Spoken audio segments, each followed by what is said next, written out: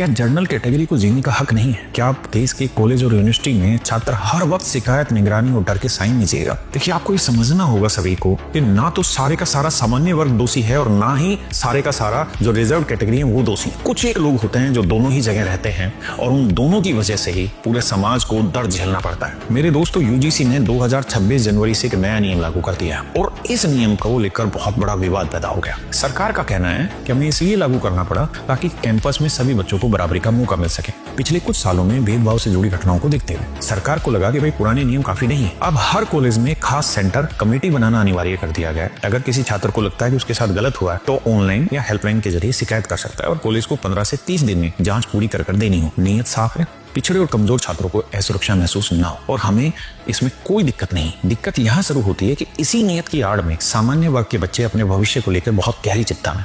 सबसे बड़ा बदलाव पुराने 2012 के नियमों से जुड़ा। पहले ये प्रावधान था कि अगर कोई जानबूझकर झूठा आरोप लगाता है तो शिकायत करने वाले पर भी कार्रवाई हो सकती। ये एक तरीके का सुरक्षा कवच था ताकि कानून का गलत इस्तेमाल ना हो सके। लेकिन 2026 के नियमों में ये सुरक्षा कवच हटा दिया गया। समझदार लोगों को कहना है कि शायद इसलिए हटाया गया ताकि असली पीड़ित डर कर चुप न रहे। लेकिन जनरल स्टूडेंट्स का डर यही है, अगर झूठ पकड़े जाने पर भी शिकायतकर्ता को कुछ नहीं होगा तो यह कानून नया हथियार बन जाएगा। इसका इस्तेमाल डराने, फंसाने और बदनाम करने के लिए होने लगेगा। और सरकार ने इक्विटी स्क्वाड भी बनाई। सरकार इसे सुरक्षा टीम भी कहती है, लेकिन स्टूडेंट को ये जासूसी करने जैसा लगता है। हॉस्टल, कैंटीन, बैठने की हर जगह निगरानी।